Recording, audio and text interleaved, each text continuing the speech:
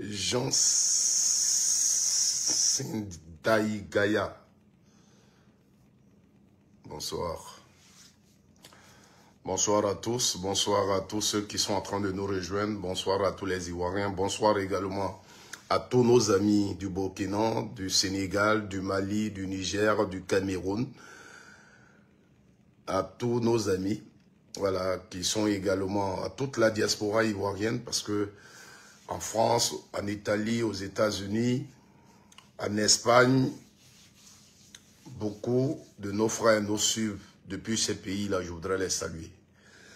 Je voudrais les saluer et dire particulièrement à tous les frères et sœurs qui sont donc en Italie, à Bergamo et aux alentours, que voilà, on organise le 13 septembre une soirée dédiée au couple. Tu es à la maison avec ta femme, vous vous aimez très bien, on donne l'occasion donc, on vous donne l'occasion de sortir un peu et dîner ensemble. C'est dans un restaurant tenu par une sœur ivoirienne ici, qui est située, donc pour ceux qui sont à Bergamo, qui est située à Bergamo, mais précisément à Alzano Lombardo. Voilà, donc nous organisons une soirée dédiée au couple qui est dénommée Dînons en couple. Dînons en couple. Cette soirée-là, on va se retrouver entre Ivoiriens et on va manger, on va rire, on va danser. Voilà, donc c'est à 20 h le 13 septembre, mais une occasion aussi de dire au revoir à l'été 2025 en beauté. Donc, je vous passe le message pour les Ivoiriens qui sont en Italie et précisément donc à Bergamo et aux alentours.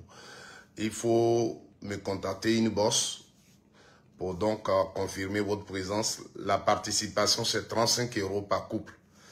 35 € par couple qui vous donne droit à la nourriture, c'est-à-dire le couple, les deux personnes, vous avez vos plats, plus la boisson. Si vous buvez l'alcool, on vous donne une bouteille de vin. Si vous ne buvez pas l'alcool, on vous donne 2 canettes de sucrerie. Voilà. Donc, on a décidé comme ça entre Ivoiriens de se retrouver le 13 septembre. Donc, chez Maman Béa, voilà, qui est une Ivoirienne, Madame Aya Béatrice, qui tient donc un restaurant avec les mets ivoiriens. Si nous ne faisons pas la promotion de ces genres d'établissements, ici en Europe, les Chinois, les Brésiliens, chacun a son restaurant. Donc si nous on a notre restaurant, il faut qu'on le fréquente, il faut qu'on fasse que le restaurant marche pour ne pas qu'il ferme. Alors on a eu cette idée-là pour qu'on s'y retrouve, pour rire à l'ivoirien, pour danser à l'ivoirien, pour faire les choses ensemble. Voilà, ça n'a rien à voir avec la politique.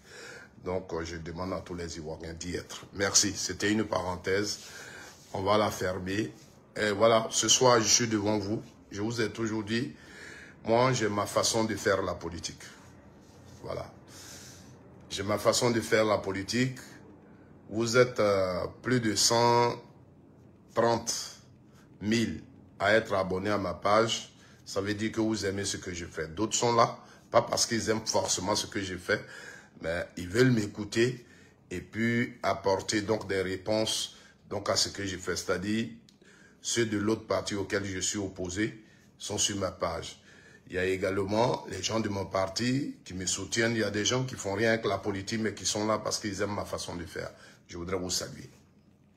Alors, il y a une actualité sur laquelle je voudrais rapidement vous entretenir. Parce que le RHDP, je vous ai dit hier, ce parti-là, si on ne fait pas attention, sont des gens, ce qui est dans leur tête, c'est le pouvoir, être au pouvoir.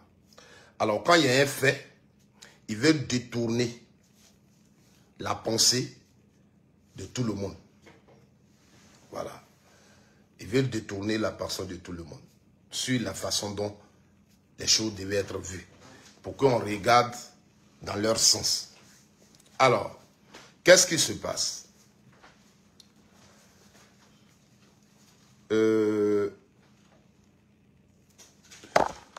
Excusez. Ce qui se passe,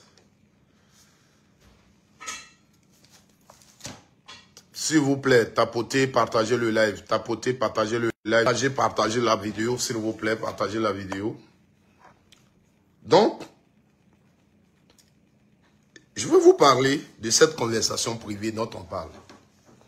Une conversation qu'il y a eu entre le président du PDCI, Thiam, et le ministre de la Justice.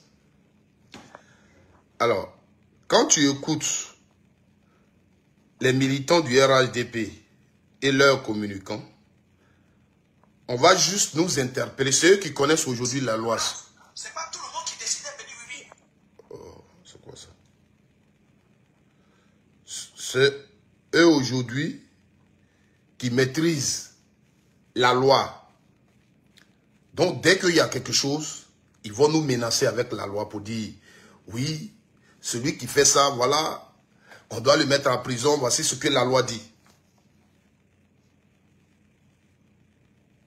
On va les écouter un peu sur un plateau d'abord et je vais revenir vous dire.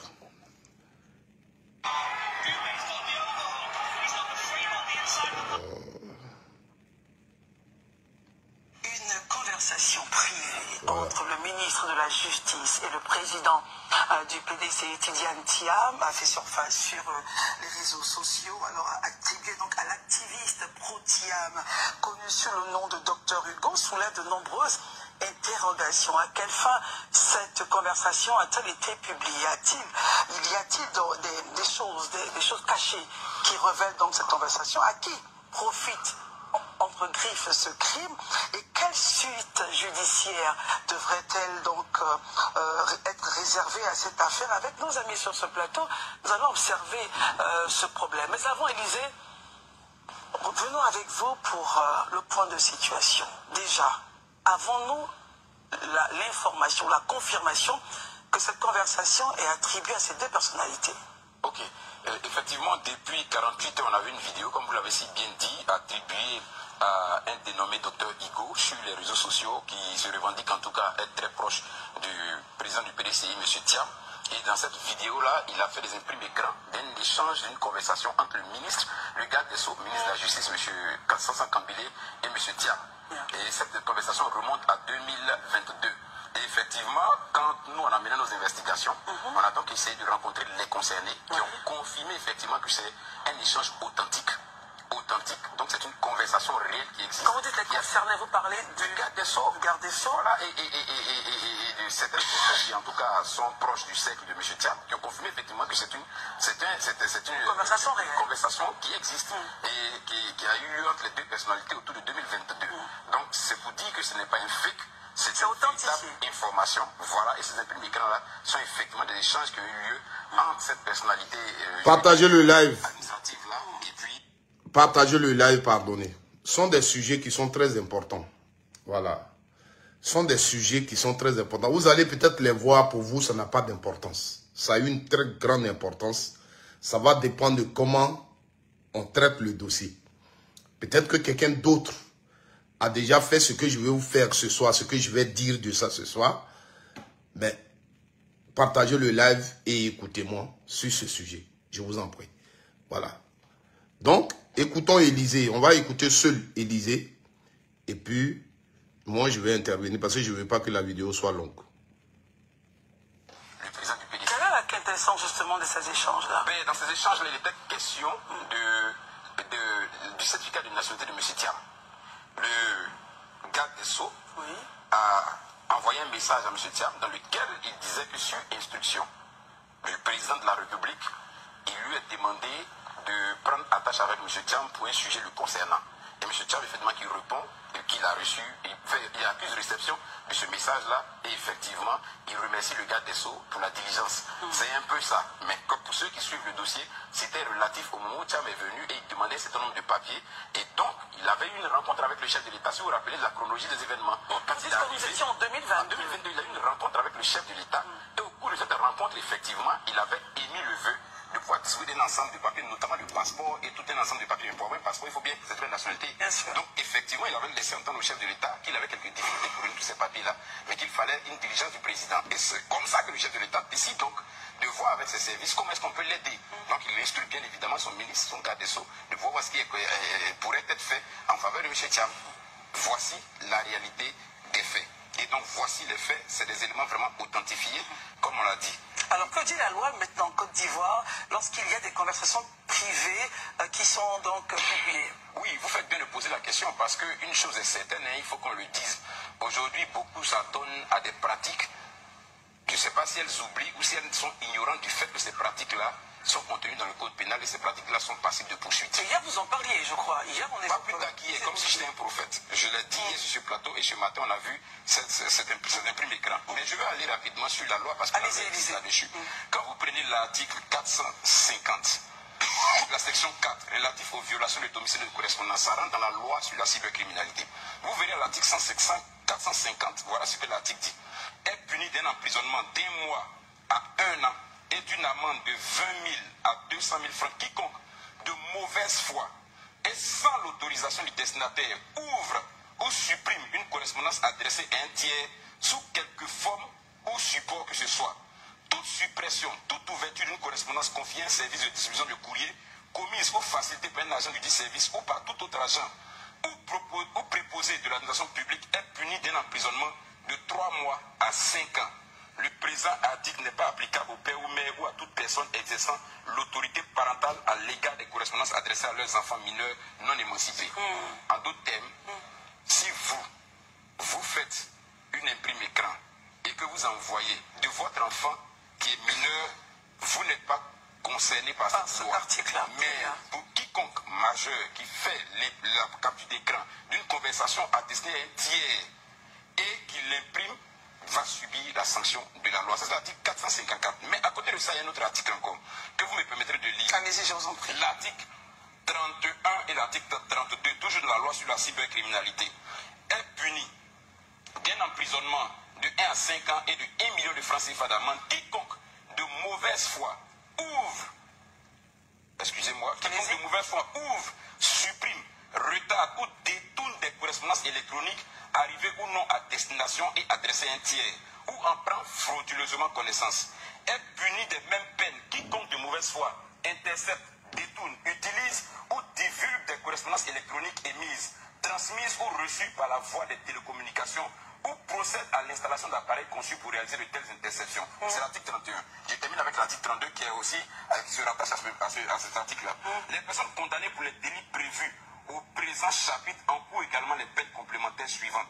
L'interdiction d'une durée de 5 ans d'exercer une fonction publique ou d'exercer l'activité professionnelle ou sociale. Voilà. Les Ivoiriens, vous avez compris. Je vous ai dit, j'ai le niveau CP1 et PP Godé-Lilier. Je ne suis pas allé à l'école. Droit, je ne connais pas. Voilà. Mais ce que je connais, c'est mon pays. Et le fait de connaître mon pays fait que je connais un peu la mentalité des uns et des autres. C'est ça qui est mon problème. Vous avez écouté, il y a eu une conversation téléphonique entre le président du PDCI qui est Thiam et le ministre garde des Sceaux. Cette conversation téléphonique, il savait qu'elle s'est retrouvée sur Facebook. Quand tu la regardes, on connaît un peu les WhatsApp, elle vient de l'écran du président du PDCI Thiam. Alors, quand on a vu la conversation, on est dans tous ces états. On lit la loi. Or, la loi qu'on vient de nous lire ici est très claire. Est très claire. Moi, je suis Dago. Maman Taï qui me regarde. De chez moi, j'ai intercepté sa conversation téléphonique. Et j'ai publié ça. On peut me condamner. Mais si moi, Dago, j'ai parlé avec Maman Taï, sur mon téléphone, nous deux on a conversé, et que moi j'ai publié cette conversation, c'est nous deux qui avons conversé. La loi là, elle est claire dessus. Moi, c'est à moi que la conversation là est destinée. C'est celui à qui la conversation n'est pas destinée là, qui n'a pas le droit de la publier. Alors, celui qui a publié la conversation, est-ce que vous lui avez demandé, il vous a dit que il n'a pas l'autorisation du président du PDCI ou il n'a pas l'autorisation du ministre des Gardes des Sceaux? Est-ce que vous lui avez demandé? Parce que la conversation, elle appartient au président du PDCI. La loi ne dit pas que la conversation qui t'est destinée, tu ne peux pas la publier. C'est quand tu prends la conversation de quelqu'un d'autre, elle ne t'est pas destinée et tu la publies, qu'il y a problème. Voici ce que la loi dit. Mais en réalité, chers Ivoiriens qui m'écoutez ce soir, pourquoi le RHDP et ses communicants sont chauds et ils nous ramènent vers la loi? Parce que la question qui devait se poser quand on va autour d'une table ou sur un plateau de télé pour parler de cette question-là, ce n'est pas la loi. S'il y a problème de justice, la justice va s'occuper de ça. Mais quand au niveau de communication, on décide de traiter ça, c'est pourquoi c'est sorti, pourquoi on a mis ça à la connaissance des Ivoiriens. C'est ça qui doit nous... C'est ça qui doit attirer notre attention. Aujourd'hui, la politique de Côte d'Ivoire est animée par ce problème de Thiam, que la justice a retiré de la liste électorale. Or, pour être sur la liste électorale, il faut bien avoir les documents ivoiriens. Pour être sur la liste électorale, il faut bien avoir les documents ivoiriens. Vous comprenez? Il faut avoir les documents ivoiriens. Donc, si le nom de Thiam figurait sur la liste électorale, ça veut dire qu'il a eu les documents ivoiriens. Pourtant, Thiam, ça fait des années, puisqu'on dit que son père n'était pas français. Ça fait bien des années que Thiam a demandé la nationalité française et il est français. Alors, selon notre article, notre code de nationalité à son article 48, Thiam ne devrait donc pas avoir les documents ivoiriens. Parce que depuis qu'il a demandé la nationalité française, il n'était plus ivoirien. C'est ce que le code de la nationalité à son article 48 nous dit. Donc, depuis ce temps-là, Thiam n'est plus ivoirien. C'est pour ça qu'on l'a retiré de la liste électorale. Mais comment il s'est retrouvé sur la liste électorale? On nous dit qu'il s'est inscrit sur la liste électorale en 2023. Où il a eu les documents pour s'inscrire sur la liste électorale? Comment est-ce qu'il a pu obtenir les documents? Parce qu'il était français. Donc, comment un Français a obtenu les documents ivoiriens pour venir s'inscrire sur la liste électorale? Voici la question. Et c'est cette question-là que le RHDP veut éviter. Donc, il nous menace avec la loi. Il nous menace avec cette histoire de condamnation. Partagez cette vidéo et tapotez-la. Parce que ça, c'est le vrai sujet. Il ne s'agit pas, je vous ai dit, ne nous amusons pas dans les caleçons des gens. Il y a des problèmes à Côte d'Ivoire, il faut en parler. Peu importe le français que tu parles, mais touche les problèmes. Vous avez appris ici, Cissé Bangogo, à un meeting, dit traiter Thiam d'ingrat. Traiter Thiam d'ingrat. Pourquoi il le traitait d'ingrat?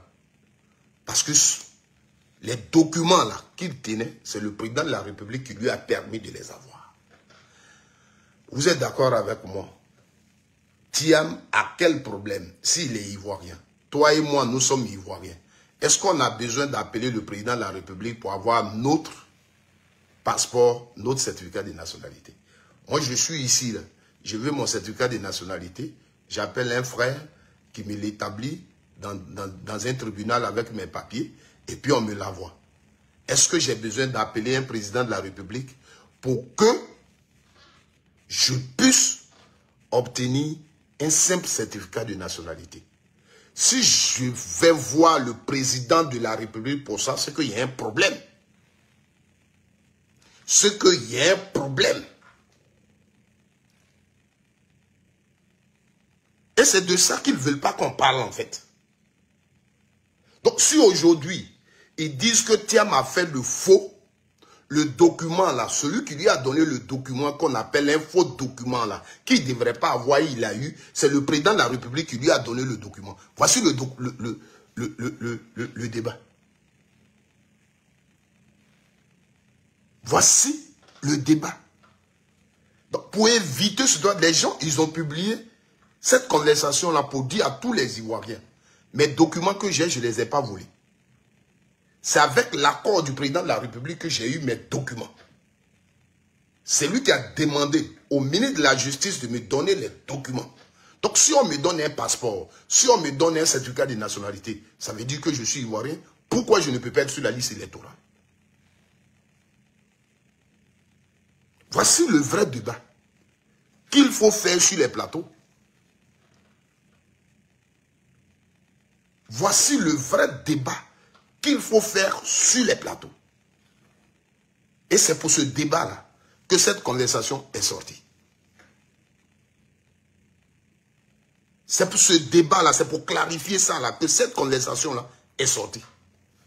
Et vous nous parlez de, oui, la loi dit ça, si tu as fait, mais est-ce que Thiam vous a dit que ce n'est pas lui qui avait sorti la conversation? C'est sa conversation à lui. Le destinataire, c'est bien Thiam. Qui est rentré dans le téléphone pour prendre? Qui a volé pour venir mettre sur les réseaux sociaux?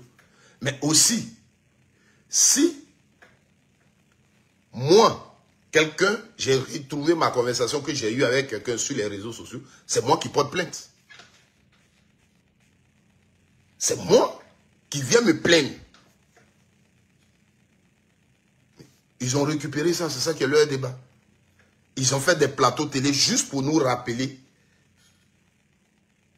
que c'est susceptible à une poursuite judiciaire. Vous nous intimidez. Or ici, cette conversation, un Ivoirien qui réfléchit dira, donc Thiam, malgré qui n'avait pas encore renoncé à sa nationalité française, le président de la République a demandé qu'on lui donne un certificat de nationalité. Il a demandé qu'on lui donne un passeport.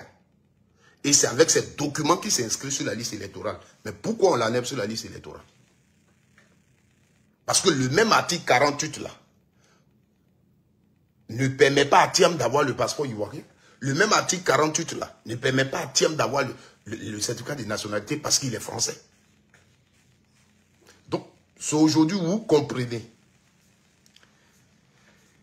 Ceux qui étaient venus sur le plateau et puis ils vous disaient que le certificat de nationalité n'est rien, ça ne fait pas office de nationalité et tout ça. Parce que en réalité, Alassane Ouattara est impliqué dans cette histoire de Thiam. Alassane Ouattara est impliqué dans cette histoire de Thiam. C'est-à-dire, la vraie personne qui allait faire du faux pour donner des documents à un Français, c'est bien Alassane Ouattara. La personne qui a demandé qu'on donne des documents ivoiriens à un Français qui est Thiam, c'est bien Alassane Ouattara. Et c'est de ça qu'on veut nous détourner. Quand cette conversation sort, ça rassure, ça confirme que c'est Alassane qui a permis que Thiam ait ses documents. Voici le détournement qu'ils veulent faire. Donc, ils viennent comme dans leur habitude,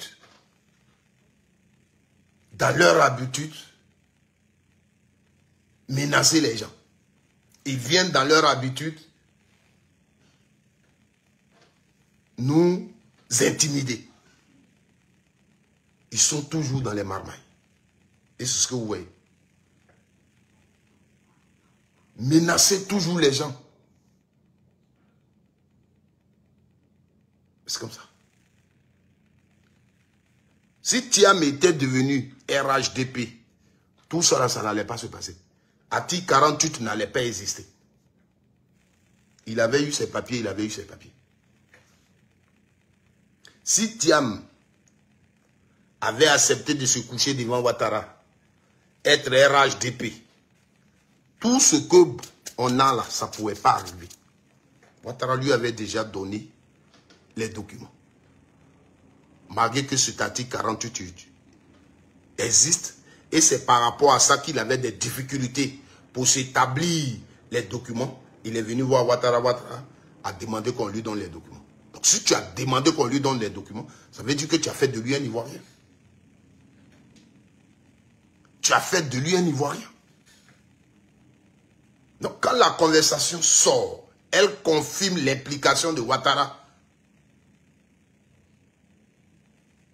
Voici pourquoi ils sont chauds. Et ce qu'ils nous lisent, c'est la loi. Quand une conversation privée sort, toi qui l'as publiée, voici tu coudes, oui, Thiam risque de faire 5 ans de prison, ils sont sur ça. Ce n'est pas ça le problème. Si Thiam doit faire 5 ans de prison, et ceux qui ont fait les faux documents, et ceux qui ont demandé qu'on donne des documents ivoiriens à un Français qui n'en avait pas droit, et ils font quoi?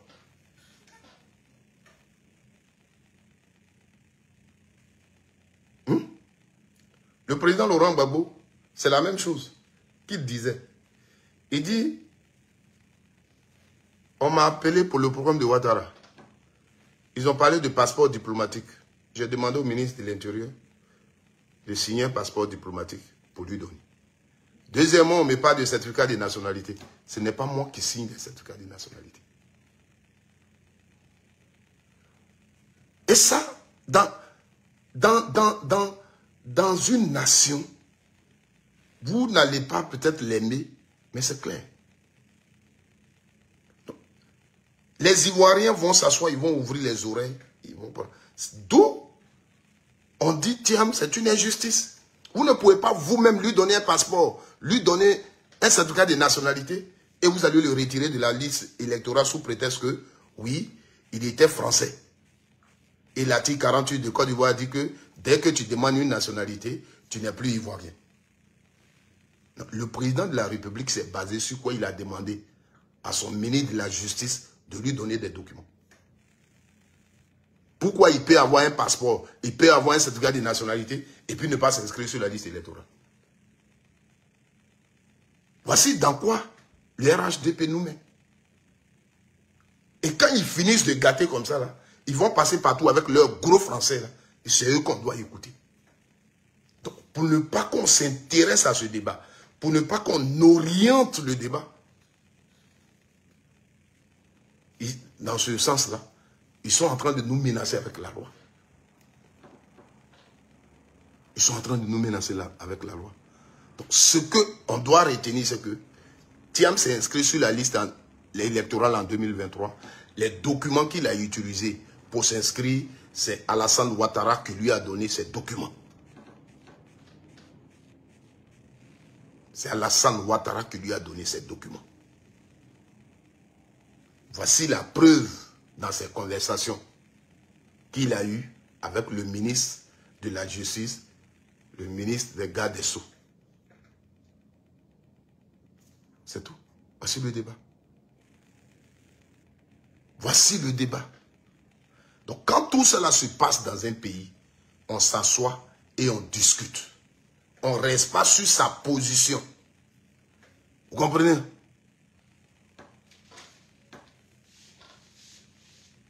On ne reste pas sur sa position. Vous pensez que nous, on est bêtes. Vous allez vous asseoir sur les plateaux, vous allez toucher ici, vous allez passer ici, vous allez rentrer ici. On n'est pas bêtes, on vous suit. On vous suit. L'injustice, ce n'est pas une bonne chose. Vous pensez que vous êtes les plus rusés. Voici la Constitution. Vous avez utilisé la ruse devant les Ivoiriens. Tout un peuple. Aujourd'hui même là. C'est parce que vous êtes affrontés. Oui, vous êtes insolents. C'est pourquoi. Mais normalement, ça là, c'est la honte ce que vous êtes en train de faire. C'est le pays que vous êtes en train de tuer. Les preuves sont là. Vous jouez. Ce que vous dites là, c'est ce que les gens doivent écouter. On fait sortir la conversation et vous êtes gênés.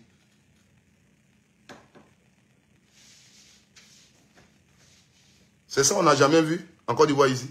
Les conversations téléphoniques, c'est ce qu'on n'a jamais vu. Hier même, le président Alassane, il a parlé avec un Malien. C'est sorti. Pourquoi là, vous n'aviez pas dit sur les plateaux que celui qui a fait sortir, il devait être poursuivi? Hier, conversation téléphonique de Sorodium dans un coup d'état au Burkina. Sur les plateaux, vous n'avez pas dit non. Ceux qui font sortir ces gens de conversation là, voilà, voilà. Mais vous êtes parti parler plutôt de l'authenticité de ces conversations là. Pour le président avec l'ancien ministre malien ou quoi. Vous avez dit non, c'est pas le président, c'est des montages. Hein? Ici, on est ici là, toujours. Il y a les problèmes des conversations téléphoniques ici. Il y en a plein. C'est aujourd'hui là. Vous avez vu une conversation téléphonique pour laquelle vous allez nous interpeller sur la loi. Le vrai problème là, touchons-le, on va le débattre. Le vrai problème là, touchons-le. La conversation téléphonique là, nous tous on a vu. Le président Alassane Ouattara a demandé à son ministre de la Justice de rentrer en contact avec Thiam pour lui établir les documents, le passeport, le certificat de nationalité.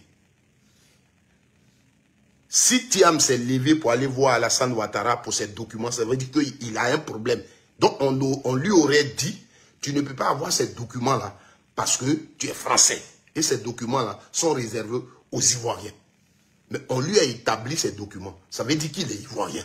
Donc il peut être sur la liste électorale. Vous comprenez?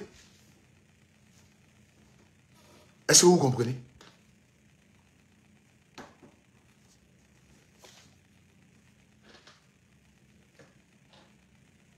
Ce que vous faites dans ce pays-là, notez-le. Notez-le.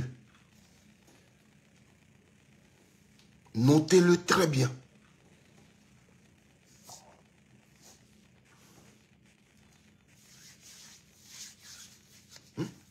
Notez-le très bien. Nous ne sommes pas les bénis oui, les bénis non, les bénis oui. On réfléchit aussi. Quand il y a un problème, il faut le poser. Et vous partez, vous faites des plateaux, vous parlez de la condamnation de la personne qui envoyait les conversations téléphoniques sur Facebook. Est-ce que c'est ça que le problème? Est-ce que c'est là? Est-ce que c'est ça là qui est le problème? Celui qui a vu ces conversations sur Facebook, la personne va aller saisir la justice. Maintenant, pendant qu'ils font le procès, on va parler de ce débat-là. Mais aujourd'hui, le débat n'est pas sur condamner la personne.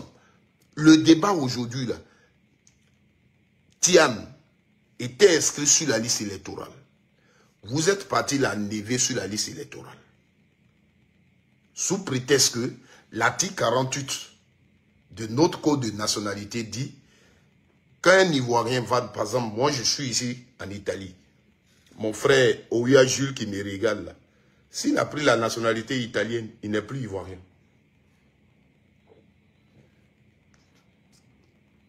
Et sachez-le, il y a beaucoup d'Ivoiriens à qui on refuse ces documents. Il y a beaucoup d'Ivoiriens à qui on refuse les documents. Moi, j'ai un grand frère qui est en France. Il a la nationalité française. Il allait en Côte d'Ivoire, il veut faire sa carte de nationalité. On lui a refusé ça. Sa carte nationalité d'identité, il veut faire. On lui a refusé. Parce qu'il est français. Donc, on refuse ces documents-là aux Ivoiriens. Voilà. À cause de cet article 48. Donc, si Monsieur Thiam a des difficultés, c'est parce qu'on lui refusait ce document par rapport à l'article 48 parce qu'il était français. Il vient te voir, si tu as vu, c'est la loi, c'est la loi. Donc vous lui dites, oui, c'est la loi. Pour ta situation, là, la loi ne te permet pas d'avoir les documents ivoiriens. Donc on ne peut pas te les établir. Mais vous lui avez établi les documents ivoiriens. Pour les établir, là, il vous a donné quoi comme document?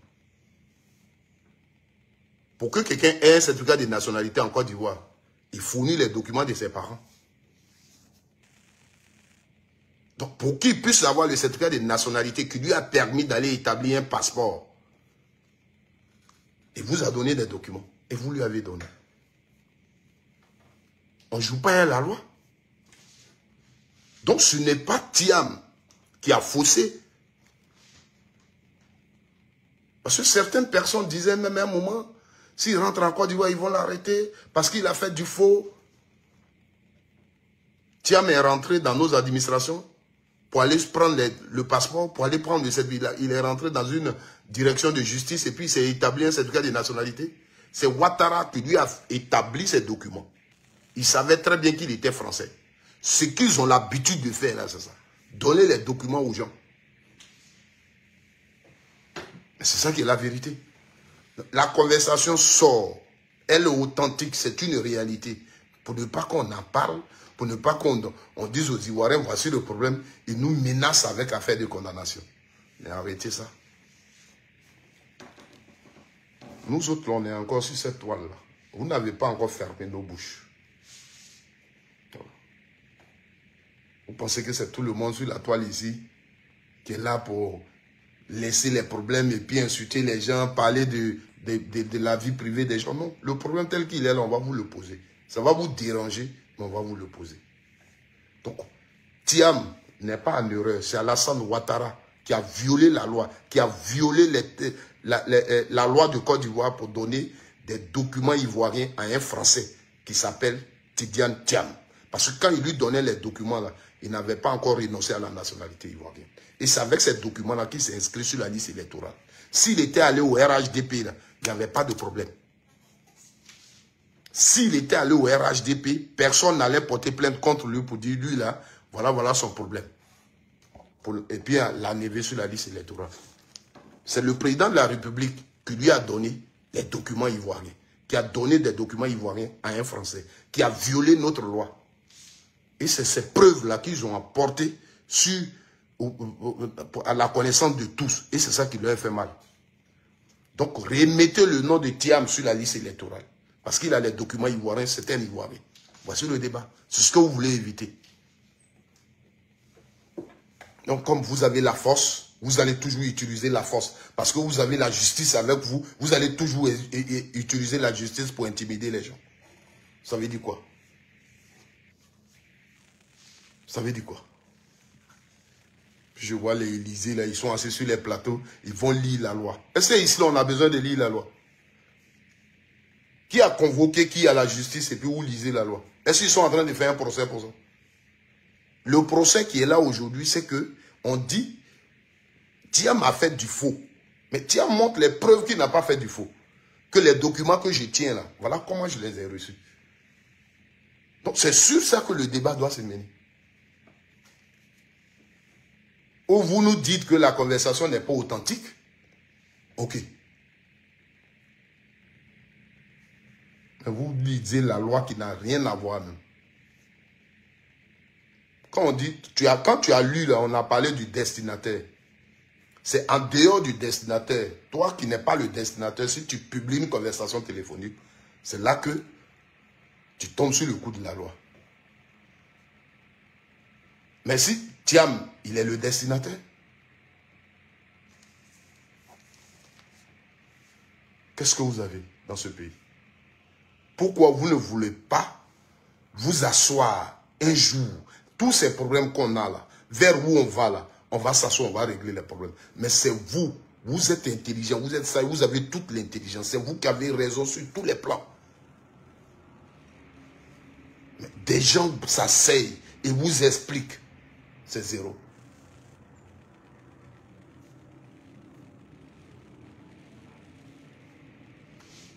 Vous avez peur de quoi? Pendant 15 ans, vous gouvernez ce pays. Qu'est-ce que vous n'avez pas fait? Qu'est-ce que vous n'avez pas eu?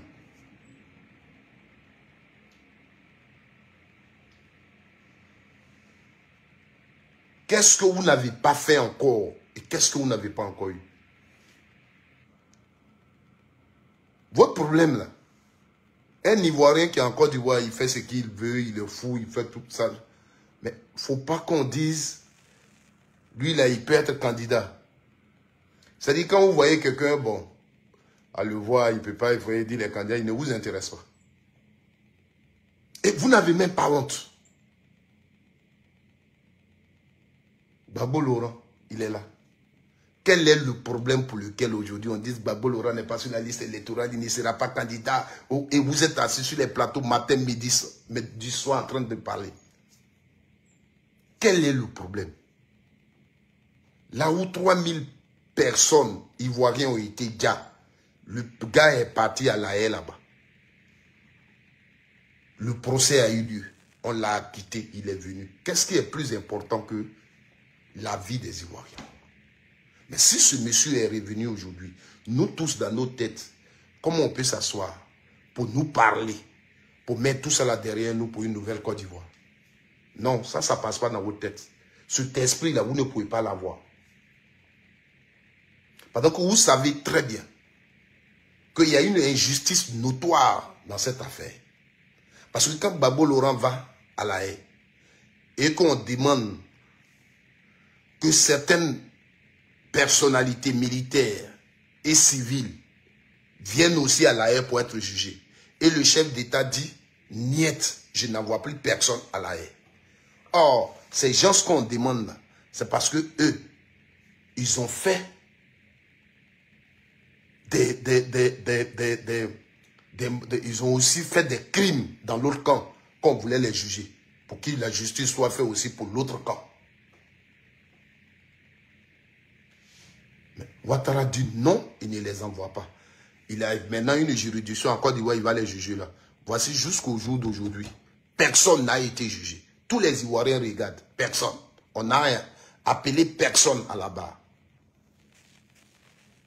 Le seul camp. Or, pourtant, c'est une guerre civile qu'il y a eu en Côte d'Ivoire. De deux côtés, les gens sont tombés. Mais ça ne vous intéresse pas, ce débat-là. Mais il faut, eux là, il faut qu'ils souffrent. Babou quitte à la haie. Vous avez attendu jusqu'en 2019, au moment où vous avez senti qu'on était en train de le libérer là, en 2020, condamnation sur lui. Et je vois vos intellectuels, les hommes de droit sur les plateaux, en train de se tracasser, expliquer les choses. Mais c'est honteux. C'est honteux. Donnons une chance à la Côte d'Ivoire.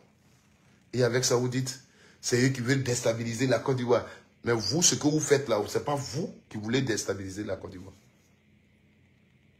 Quand Alassane Ouattara s'assoit matin, je ne serai pas candidat. Il s'assoit le soir, je ne serai pas candidat. Il dort, il revient, il dit oui, je suis candidat maintenant. Ça, il n'est pas en train de déstabiliser la Côte d'Ivoire. Quand en 2016, vous invitez les Ivoiriens aux urnes pour le référendum et les Ivoiriens vous demandent, est-ce que si on vote cette constitution-là, en 2020, Ouattara sera candidat? Et vous leur dites non, il ne sera pas candidat. Parce que cette constitution, à son article 183, ne lui permet pas d'être candidat. Et que les Ivoiriens rentrent dans les urnes et ils votent oui à cette constitution.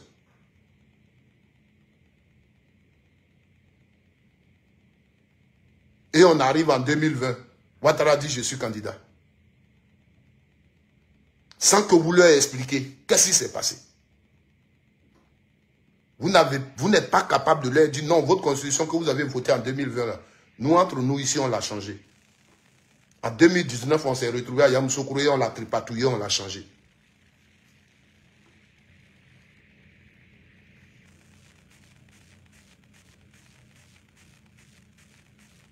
Et avant de la changer, Ouattara dribble tous les députés qui devaient faire le travail. Parce qu'il leur dit en amont, je ne serai pas candidat à ma propre succession. Donc le fait de retoucher les articles de la Constitution, pour eux, Ouattara ne sera plus candidat, donc il n'y a pas de problème. Donc, ils n'ont pas trop fait attention. Or, il est en train de les jouer. Il finit d'échanger, il dit, je suis candidat. Vous n'êtes pas en train d'envoyer des problèmes dans le pays. Vous qui jouez avec tout un peuple, avec la loi du peuple, vous n'êtes pas en train d'envoyer des problèmes dans le pays. Quand quelqu'un a les papiers français, il a la nationalité française, et vous savez que l'article 48 existe, et le président de la République, il dit qu'il connaît mieux nos lois que tout le monde ici, il demande qu'on lui donne nos documents. Et on lui donne ces documents-là, il va s'inscrire sur la liste électorale. Ça ne pose pas de problème.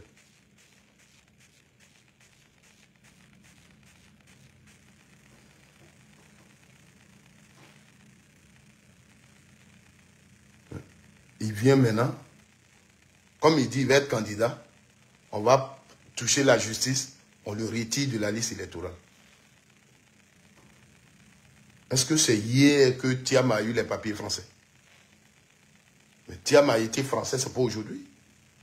Donc l'État de Côte d'Ivoire ne savait pas que Thiam était français. Et quand il vient s'inscrire sur la liste électorale, on ne dit pas, non, toi, tu ne peux pas t'inscrire sur la liste électorale. Quand il vient demander le passeport de Côte d'Ivoire, quand il vient demander le certificat de nationalité de Côte d'Ivoire, on ne peut pas dire à Thiam, tu ne peux pas. Mais on lui donne ces documents. Vous en faites un débat.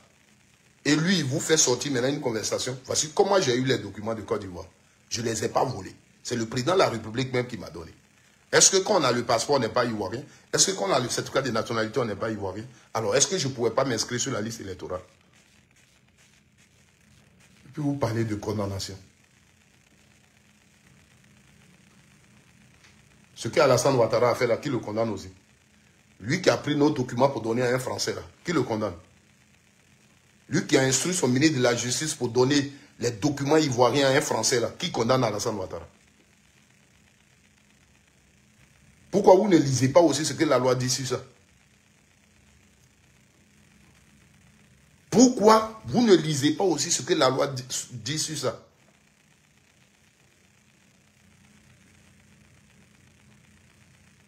Vous êtes toujours dans le faux. Et vous voulez transformer le faux dans la tête des Ivoiriens pour que pour eux, ça soit le vrai. La politique, depuis le matin, c'est comme ça que vous la faites, jusqu'à ce que vous arrivez là. C'est vous qui invitez les juges à l'hôtel Ivoire, leur donner des déjeuners copieux pour qu'ils puissent signer les certificats de nationalité. Et vous le dites sans vous gêner.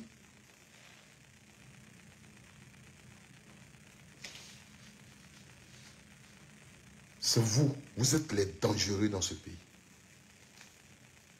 Vous êtes en train de tuer ce pays. Et puis eux tous sont sur la toile. Oui, ouais, voilà la loi. Celui qui fait ça, ça va faire comme ça. Ouais, celui qui fait ça, ça va faire comme ça. Qui vous a parlé de la loi?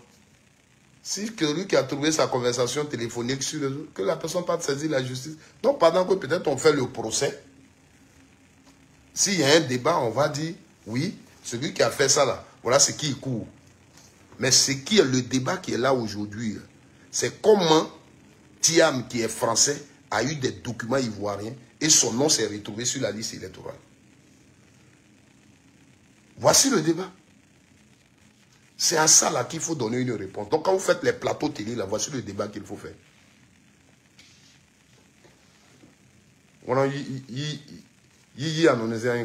pour vous, nous sommes vos enfants. Vous êtes toujours dans les intimidations. Donc, sur cette affaire, voici ce que j'étais venu vous dire. Ce qu'ils font là, c'est de l'intimidation. Voilà, c'est de l'intimidation. Il n'est pas question aujourd'hui de dire la loi dit quoi, la loi ne dit pas quoi, ce n'est pas ça. La question, c'est comment Thiam, le français, a pu avoir les documents. Qui lui a donné les documents? Comment son nom s'est retrouvé sur la liste électorale? Voici la question. On vient de nous prouver que c'est le président Ouattara qui a donné notre certificat de nationalité à un Français, qui a donné notre passeport à un Français. Voilà, le débat, c'est là qu'il se trouve. Maintenant, celui qui n'est pas d'accord, qui dit que c'est sa conversation, à la personne d'aller saisir la justice. Donc demain, pendant qu'on fera le procès, on dira, ah, celui qui a fait sortir la conversation là, voilà, normalement, la peine qui court, voici ce que la loi dit. Voilà, ça c'est après. Mais pour le moment, c'est pas là que nous sommes. C'est pas sur ça que nous sommes pour l'instant.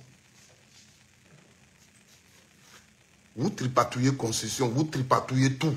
Parce que tout ce qui vous intéresse, c'est le pouvoir. Être au pouvoir.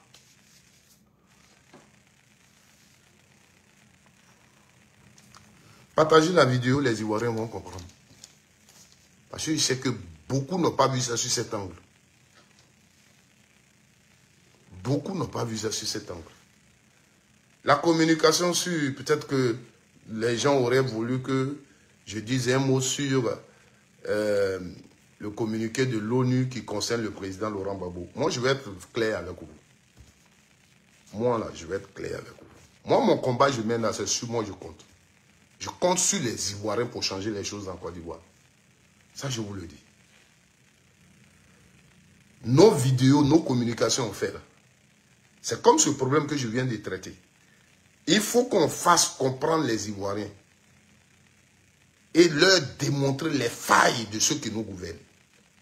Pour que les Ivoiriens comprennent l'importance du combat pour le mener, pour nous délivrer.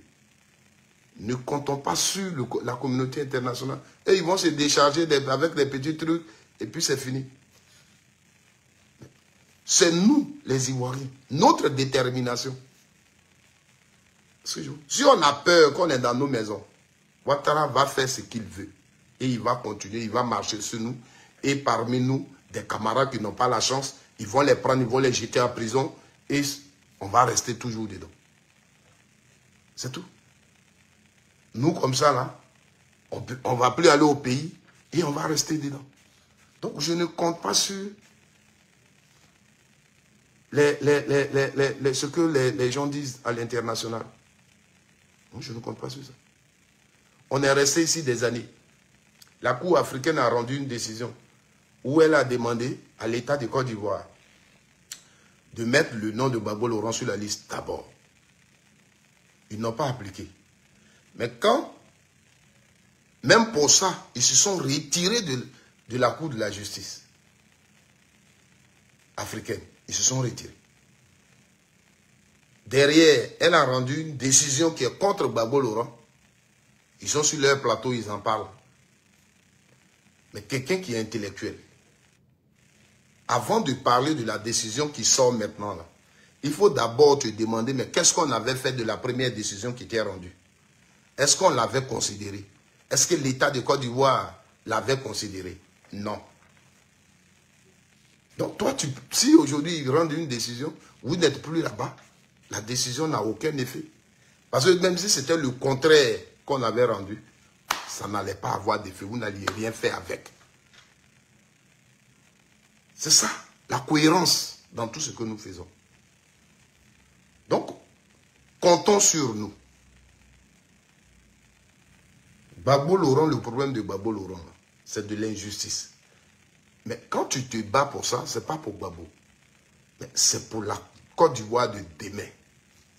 C'est pour la Côte d'Ivoire de demain. Ne regardons pas la Côte d'Ivoire seulement pour aujourd'hui. On a fait des enfants. Nous, l'on va passer et la Côte d'Ivoire va exister. Aujourd'hui, c'est le RHDP. Tu ne peux pas voir un militant du RHDP, un intellectuel RHDP sur un plateau, défendre sa position sans revenir en arrière. Non, en 1995, on avait fait ça. Non, en 2000, on avait fait ça. Non, ceci, cela, on avait fait ça. C'est ça, leur argument. Vous comprenez? Pendant qu'ils sont au pouvoir, et c'est eux qui ont changé une constitution qui ne créait aucun problème à l'Ivoirien, mais créait problème à une seule personne qui s'appelle Alassane Ouattara. C'est eux qui ont changé la constitution. Gbagbo Laurent, quand on votait la constitution de 2000, Gbagbo n'était pas au pouvoir. Mais ils sont là, ils disent que c'est Gbagbo qui a prévu un article dans la constitution qui a exclu Alassane Ouattara. Ça, quand ils le disent, ils sont contents. Pourtant, Gbagbo Laurent sous son pouvoir. Au contraire, la décision que Gbagbo Laurent a prise, c'est de faire Alassane Ouattara candidat. Mais Gbagbo, sous son pouvoir, n'a pas touché la Constitution, n'a pas changé la Constitution. Il n'a pas donné une nouvelle Constitution à la Côte d'Ivoire. Vous comprenez? Il n'a pas donné une nouvelle Constitution à la Côte d'Ivoire. Mais c'est vous, vous êtes au pouvoir. Vous seul, vous êtes assis et vous avez voté une Constitution. Vous avez fait vos arrangements. Non, Bédier, il faut que tu aies encore un mandat. Donc, si on enlève limitation d'âge, ça peut encore te permettre d'être candidat en 2020. Vous l'avez marmaillé, il a accepté. Or, Ouattara faisait tout ça pour lui seul. Il faisait tout ça pour lui seul. Oui, on a prévu l'article 183, donc ça fait dire que j'ai fait mes deux mandats. En 2020, j'ai fini. Voilà. Donc, on vote une constitution en 2016. On ne prend pas des dispositions pour voter un président pour rentrer dans la Troisième République, pour faire le premier mandat de la Troisième République, parce qu'on a prévu un article qui couvre tout ça, qui prend en compte tout ça. Et nous, on dort. Oh, ils savent ce qu'ils font. Ils savent dans quoi ils nous ont mis. Le mandat fini, on arrive à la fin. Il réunit les deux chambres. Il dit non, je ne serai pas candidat. Tous les Ivoiriens dorment. Ils s'afferment dans les chambres. Ils changent la constitution. Ils finissent, je suis candidat. Voici la danse que Ouattara joue avec nous. Il se croit plus rusé. Ouattara, il va ouvrir sa bouche, il va vous dire, j'ai la constitution, je connais la constitution. Il ne peut pas vous citer un article de cette constitution. Il ne peut pas vous citer un article.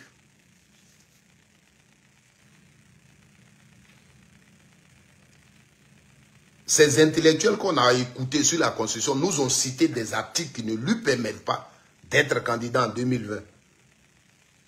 Lui qui dit que la Constitution lui permet d'être candidat, là, il ne nous a pas cité un article qui lui permettait d'être candidat. On nous a cité des articles qui ne lui permettent pas d'être candidat. Mais pas un article qui lui permettait d'être candidat.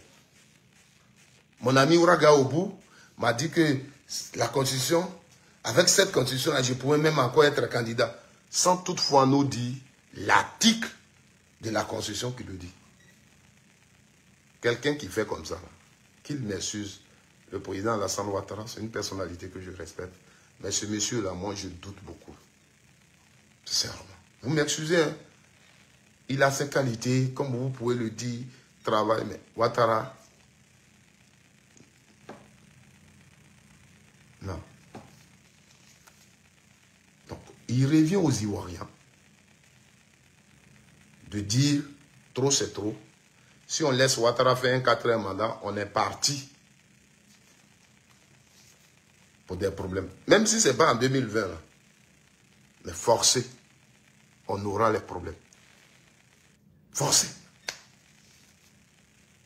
Hein, qui est fou?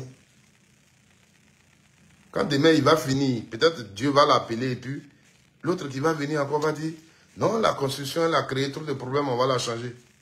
Il a changé aussi. Le compteur est mis à 0, on continue. C'est pourquoi je vous dis, dans toute chose, il y a l'esprit.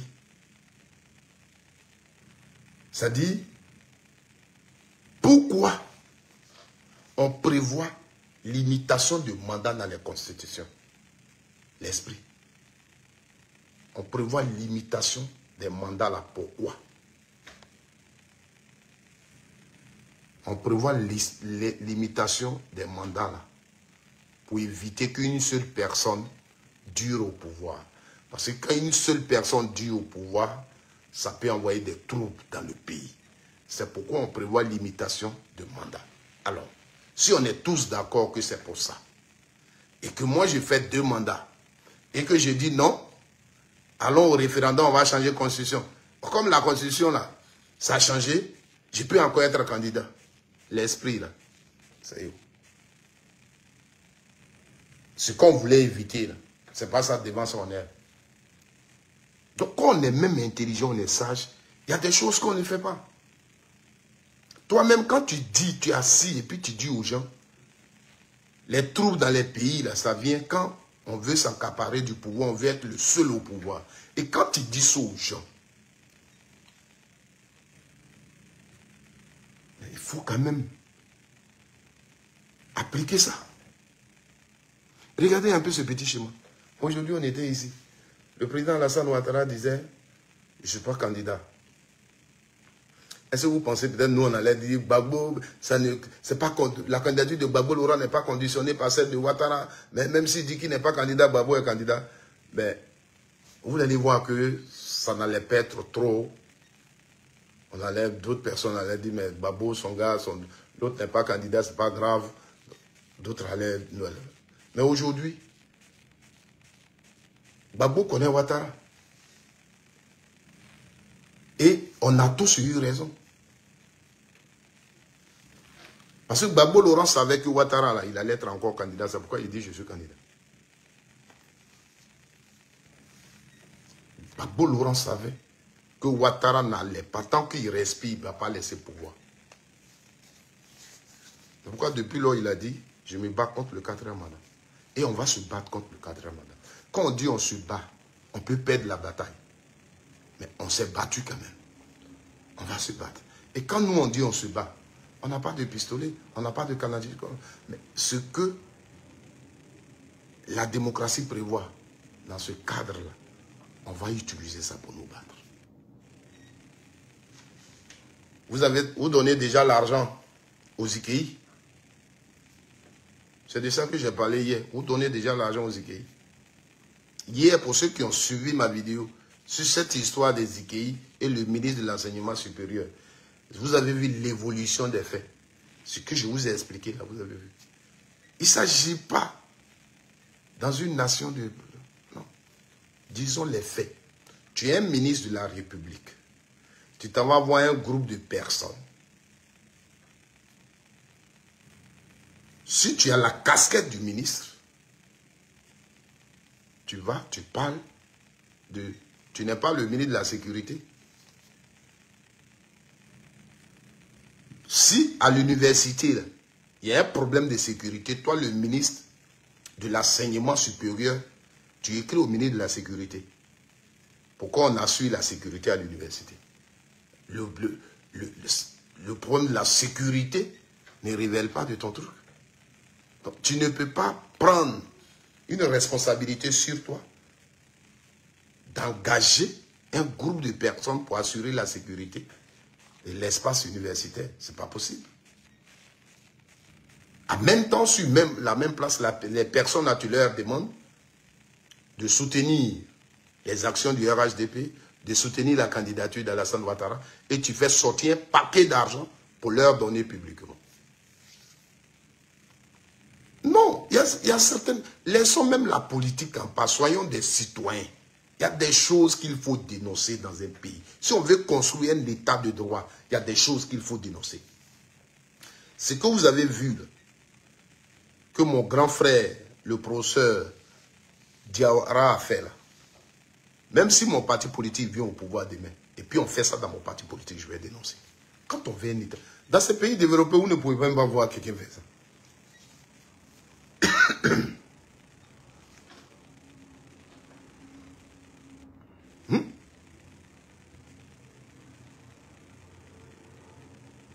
Dans les pays développés, vous ne pouvez même pas avoir quelqu'un, il va aller quelque part, il va allumer l'argent pour donner aux gens comme ça. Ça ne peut même pas se passer.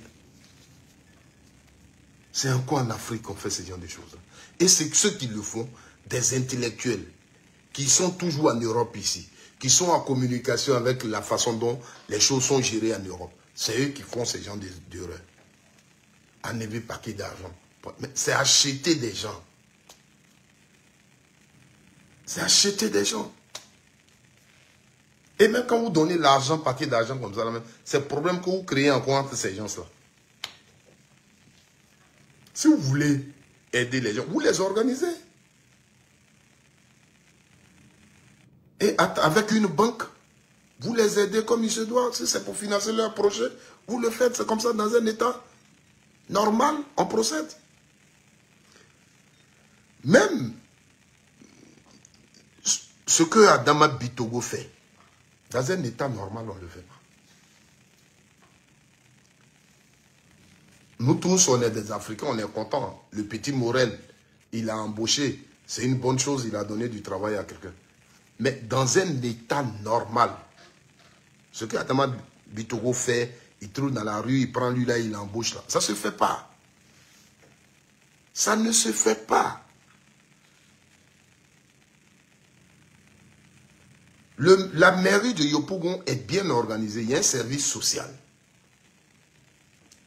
Les gens comme les Morel, si la mairie veut les aider, le budget est voté. On donne les critères des personnes qui peuvent bénéficier de cette aide-là.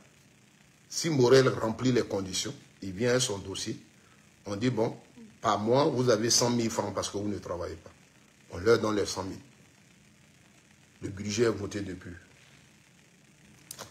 On dit, on a créé un service, mais on recrute que les personnes handicapées. Mais même la personne handicapée à recruter doit venir avec son CV.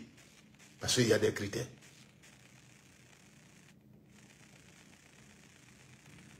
Dans des pays, parce que cette façon de faire là, c'est intimider, c'est acheter les gens. Parce que là, le pouvoir se repose sur une seule personne. C'est lui, c'est elle. La société n'est pas associée. Et cette façon de gouverner là, il faut combattre ça. Il faut combattre ça. Les Ivoiriens, les gens nous manipulent avec les goudrons. Non, il y a beaucoup de choses à changer en Afrique. Quand nous on est voix, on est content. Et tu vois un maire, il est dans la rue, il trouve quelqu'un, il appelle quelqu'un. On fouille dans la salle, il donne 200 000, il donne 500 000. Ça ne se fait pas. C'est de la corruption. Merci Myriam Barry. C'est de la corruption, c'est le mot que je cherchais. C'est de la corruption notoire.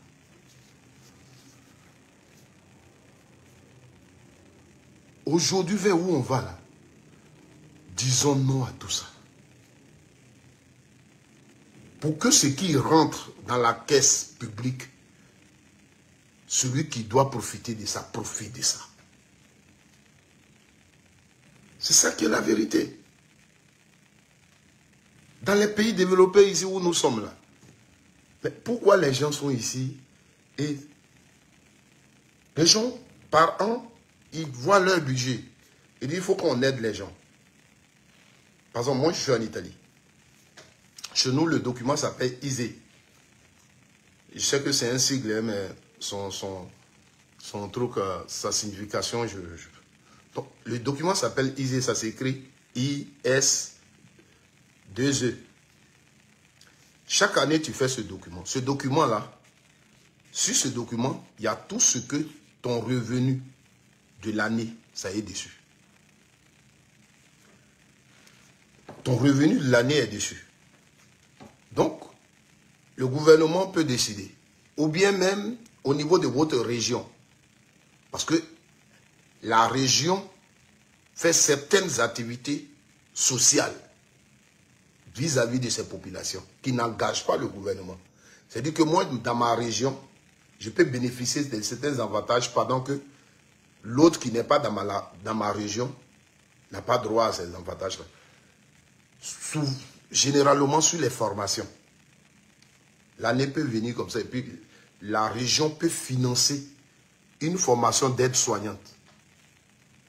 Pendant qu'on lance la formation, si tu es en chômage, tu t'envoies, tu fais ta formation, tu prends ton diplôme gratuitement, tu prends ton diplôme et demain tu as ton travail. Donc, ce n'est pas quelqu'un, on le trouve dans la rue, comme il fait pitié, on va lui dire, va faire formation. Non, il y a un programme, tu remplis les conditions, tu t'en vas. On dit, des gens qui travaillent, mais par exemple, annuellement, ce qu'ils gagnent n'atteint pas 12 000 euros ou bien 18 000 euros. L'État décide donc de leur donner 100 euros par mois sur leur salaire pour payer leur transport. Aujourd'hui, ça existe en Italie. Les courants, les gaz en pays, là. Les gens, ils regardent ton salaire. Quand c'est pas trop, l'État t'aide, prend un pourcentage sur ta consommation. Quand tu fais ton easy, on regarde, on voit ce que tu gagnes par mois et on t'aide. Mais c'est comme ça. Dans un état normal, c'est comme ça. Mais quand le maire, il se promène, il est content, il voit la vieille, elle est là, bon, toi, bon, construis des maisons pour elle. Mais l'état dans lequel elle est là, tu sais combien de moments qu'ils ont dedans? Tu sais combien de moments qu'ils ont dedans? Mais ça, c'est une gouvernance de manipulateurs, de manipulation. Et on se filme.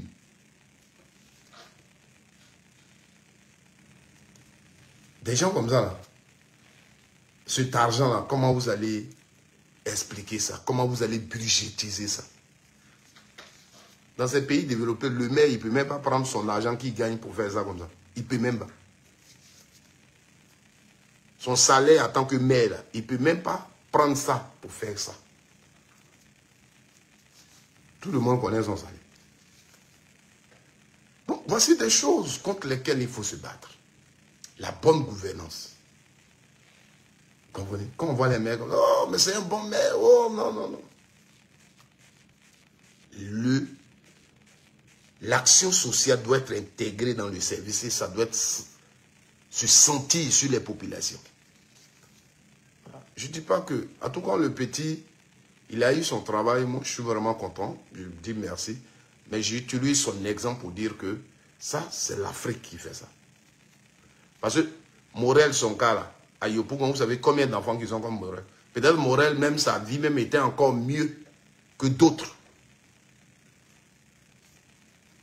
Demain, vous allez être étonné que si Adama Bitoko va quelque part dans un quartier et puis il y a un enfant comme Morel, l'enfant va vouloir venir devant Adama Bitoko parce qu'il va lui donner travail comme il a donné à Morel. Morel, peut-être il est dans une famille, il mange, il dort, il est heureux. Mais il y a encore quelqu'un dont la situation est plus grave que celle de Morel. Or, si on avait créé un truc officiel, il serait aussi venu essayer. Pour dire ça, on dit c'est pour nous que c'est créé. Je viens officiellement. Si je remplis les conditions, on va me prendre sans rien. Voilà, donc frères et sœurs, c'était pour venir vous expliquer ça. Aujourd'hui, j'ai dit que je ne faisais pas une longue vidéo. Voilà, donc le RHDP nous dirige un peu vers un débat qui ne pouvait donc pas être en ce moment sur cette histoire de conversations téléphoniques qui sont sorties sur la toile. Parce que la cause pour laquelle nous avons cette conversation téléphonique, c'est ce qu'il faut débattre. Le président du PDCI, Tidjane Thiam, a été rayé de la liste électorale sous prétexte que, selon notre code de nationalité, à son article 48, quand tu obtiens une nationalité étrangère, tu n'as plus la nationalité ivoirienne. Voici sur quoi on s'est basé pour l'enlever sur la liste électorale. Or, il est sur la liste électorale depuis 2023, selon ce qu'on nous a dit. Donc, s'il est sur la liste depuis 2023, c'est avec quel document il est venu s'inscrire sur la liste électorale. On cherche donc la provenance de ces documents-là qu'il a utilisés. Parce que lui, il est français depuis longtemps. Comment en 2023, il a pu avoir des documents valables pour venir s'inscrire? Parce que s'il a des documents ivoiriens, ces documents ne peuvent plus être valables parce que ça fait plusieurs années que lui, il est français. Plusieurs années qu'il a sa nationalité française, donc il n'est plus ivoirien selon nos lois. Donc, quelqu'un qui est venu s'inscrire sur la liste électorale en 2023, ça veut dire que ces documents étaient valables. Comment il a eu ces documents? Voici le débat. Donc, dans comment il a eu ces documents-là, on voit une conversation téléphonique qui nous dit que c'est le président de la République qui lui a donné les documents. Voici ce qu'ils ne veulent pas qu'on dise. C'est pourquoi ils menacent et ils mettent la loi devant nous. Non. Thiam a eu le passeport, a eu le certificat de nationalité d'abord. Après le passeport, grâce au président de la République de Côte d'Ivoire, malgré qu'il était français. Voici le débat. Voici ce qu'ils ne veulent pas qu'on dise. Voici ce que j'étais venu vous dire. Que Dieu vous bénisse. Bonne nuit à chacun de vous. Merci à vous tous qui avez partagé cette vidéo. Merci à ceux qui se sont abonnés pendant que nous étions en train de faire ce live. Merci à tous ceux qui ont aimé. Merci à nos frères burkinabés. Et mes sincères condoléances encore pour les funérailles de Alino Faso. Merci aux Maliens. Merci aux Nigérians. Merci aux Camerounais qui sont beaucoup sur ma page. Merci également aux Sénégalais. Merci à vous tous. Merci à toute la diaspora ivoirienne. Je rappelle encore tous les frères qui sont en Italie, qui sont à Bergamo. Voilà, je vous rappelle que le samedi 13 septembre, on a donc notre soirée dédiée au couple, appelée donc du nom en couple, au restaurant Aquaba, 6 à Alzano Lombardo, tenu par notre sœur qui s'appelle Aya Béatrice. Elle fait le meux ivoirien, Garba, Placali, tout ce que vous pouvez connaître. Ce soir-là, chacun va prendre son épouse, ou chaque épouse va prendre son époux, et on va aller se retrouver là-bas à l'Ivoirien. On va rencontrer nos histoires drôles, on va danser salsa, on va danser polier, on va danser adoku, on va danser zouglou, on va rire. Voilà. C'est la fin de l'été 2025. Tu avais acheté ta robe, tu ne l'as pas encore portée. Ton pantalon que tu n'avais pas encore porté, c'est l'occasion de le mettre. Tu s'habilles très bien, te parfumer et on va venir nous amuser. On a un frère qui est prêtre depuis des années qui est ici avec nous. Il est partout, il y a la communauté ivoirienne. Ce prêtre-là, il est en fin de mission. Celui qui va le remplacer est déjà venu. Moi, je ne suis pas catholique. Mais quand je suis venu ici, vraiment, je l'ai vu auprès de la communauté impliquée. Il n'a pas problème de tu es catholique ou pas. Et ce prêtre-là, il est en fin de mission, il s'en va. C'est lui qu'on a pris pour parrainer donc cette soirée. L'occasion pour nous d'échanger avec lui, manger avec lui. Et puis profiter aussi, lui donner l'occasion de nous prodiguer du conseil pour nos problèmes de couple et tout ça. Voilà. Donc, Don Denis sera là. Et je demande donc à tous de nous rejoindre. Voilà, on ne vit pas que de politique. Donc, on rejoigne ce projet pour que vraiment on soit ensemble et rire. Voilà. Merci à tous. Que Dieu vous bénisse et bonne nuit.